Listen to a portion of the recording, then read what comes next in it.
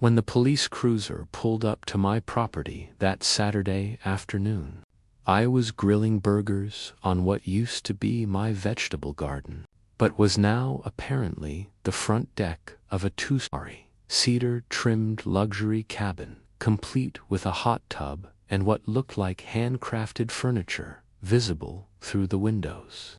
Officer Davis stepped out of his vehicle and approached me with a puzzled expression on his face. He said, in an official tone, that he had received a call about a suspicious person trespassing on private property and harassing vacation rental guests. I set down my spatula and calmly pointed to the surveyor flag near my feet and told him that this was actually my property and had been for the past 8 years. The cabin that stood behind me was news to me as of last week. That's when Patricia Holloway, the HOA President of Pine Ridge Estates, burst through the cabin door wearing designer athleisure and carrying a tablet and a glass of white wine. She shrieked at the top of her lungs that I was terrorizing her paying guests and demanded I be arrested immediately for criminal trespass. My name is Daniel Morrison, and I had lived peacefully on my half-acre lot at the edge of Pine Ridge Estates for 8 wonderful years before Patricia Holloway entered my life.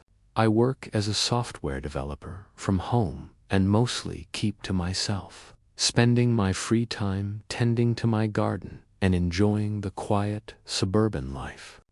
I had successfully ignored every HOA newsletter, every community potluck invitation, and every request to join the beautification committee. That all changed when Patricia was elected HOA President 6 months ago. Patricia Holloway was what you might call a force of nature, if nature consisted entirely of passive-aggressive emails and color-coded violation notices. She wore her blonde hair in a perpetual high ponytail that seemed to tighten with each perceived slight against her authority. She spoke exclusively in corporate jargon mixed with real estate terminology and considered herself the sole guardian of property values in our neighborhood. Her personal mission statement, which she had printed on business cards, was to elevate Pine Ridge to premier destination status through strategic community enhancement initiatives, which explains why I returned from a 10-day business trip to find a fully constructed luxury cabin sitting on the unused portion of my property that I had been planning to develop into an expanded garden space. Not a foundation being poured or framework being erected, but a completed 2,000 square foot structure with electricity, plumbing, and a family from Connecticut already moved in for their week-long mountain retreat experience. According to Patricia's interpretation of events, my undeveloped land represented what she called a clear and present danger to neighborhood aesthetics, since I had failed to maintain it to HOA standards, which apparently meant not installing a koi pond or pergola. She had taken it upon herself to implement an emergency beautification protocol.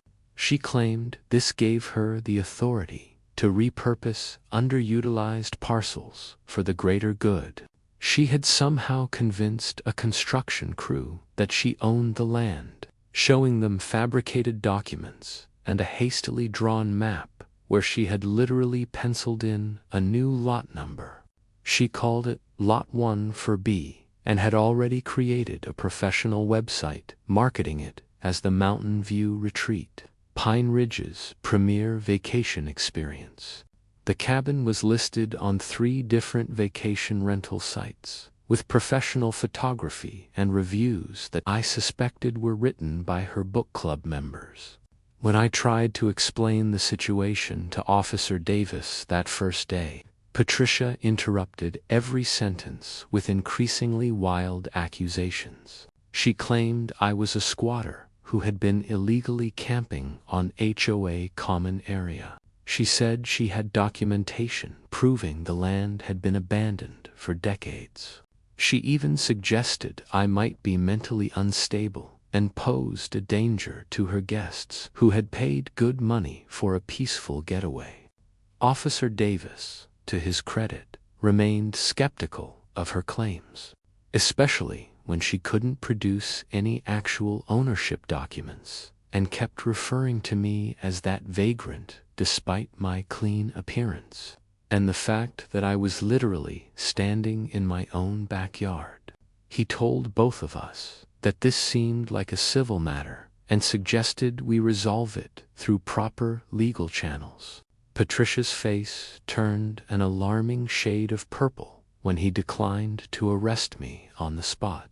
The next few weeks became an escalating series of increasingly absurd confrontations.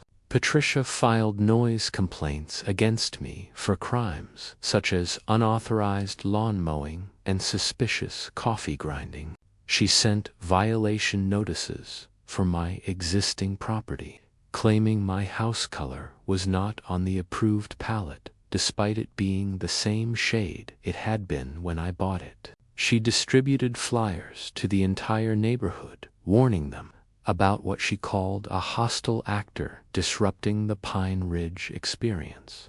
Meanwhile, her rental property on my land was thriving. She was charging $300 a night and had bookings solid through the next 3 months.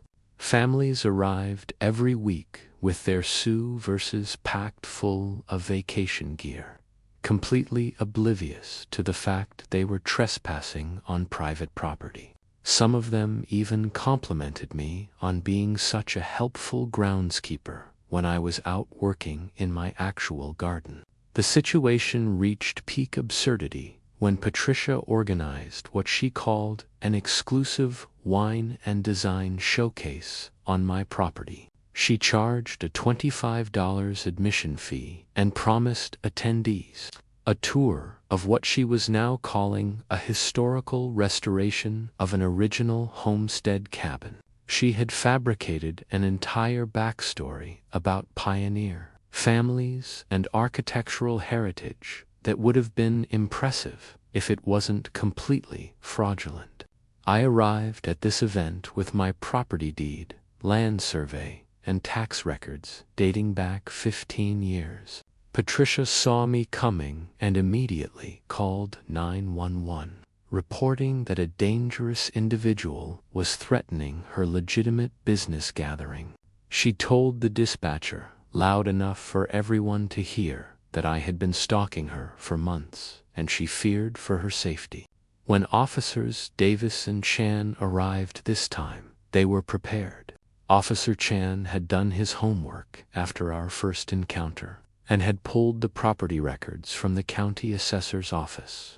He had also discovered that Patricia had never filed for any building permits and that the construction company she hired was now asking questions about why their payment was coming from an HOA account for a private development.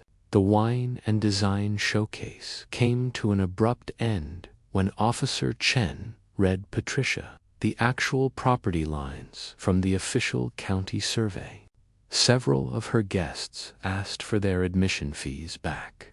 One woman, who had been considering booking the cabin for her anniversary, pulled out her phone and immediately canceled her reservation. Patricia's confident demeanor cracked for the first time as she realized her scheme was unraveling. The next morning, a cease and desist order was posted on the cabin door. The county building inspector arrived shortly after, followed by a representative from the city planning department. They documented numerous code violations, from the lack of permits to improper setbacks to unauthorized utility connections that had been spliced from my main house. The inspector's report was damning and thorough. Patricia tried one last desperate move by calling an emergency HOA meeting where she attempted to retroactively approve her actions under something she called the Community Enhancement Emergency Provision. The problem was that no such provision existed in our HOA bylaws. And when board member Tom Bradley actually read through the entire document during the meeting, it became clear that Patricia had been making up rules as she went along. The vote to remove her as HOA president was unanimous, even from her former allies who realized they could be held liable for her actions. She stood at the podium in stunned silence as the vote was tallied, her mouth opening and closing like a fish out of water. Someone in the back actually started a slow clap when the results were announced. The investigation by the county revealed the full extent of Patricia's fraudulent activities. She had diverted over $70,000 from the HOA reserve fund to pay for the cabin construction. She had forged my signature on several documents. She had filed false reports with the police. The list of charges grew longer as more evidence came to light. Her vacation rental guests had to be relocated immediately, and the reviews that followed were brutal. One family wrote a scathing account titled, "Arrested during our anniversary getaway." Another posted photos of police tape around the property with the caption, "Not quite the mountain retreat we expected." The rental platforms banned her permanently and flagged all her associated accounts. I was granted full ownership of the cabin since it was built on my land, and Patricia was ordered to pay me $45,000 in damages plus my legal fees. The HOA was fined $30,000 for the illegal construction and had to pay additional penalties for the fraudulent use of community funds. Patricia herself faced criminal charges for fraud, forgery, and filing false police reports. The district attorney decided to pursue the case aggressively, viewing it as an example of HOA overreach that had gotten completely out of control. Patricia's real estate license was suspended pending investigation, which effectively ended her career since she had built her entire identity around being the #1 agent in Pine Ridge. Her husband filed for divorce 2 weeks after the criminal charges were announced. During the trial, Patricia's lawyer tried to argue that she had acted in good faith to improve the neighborhood.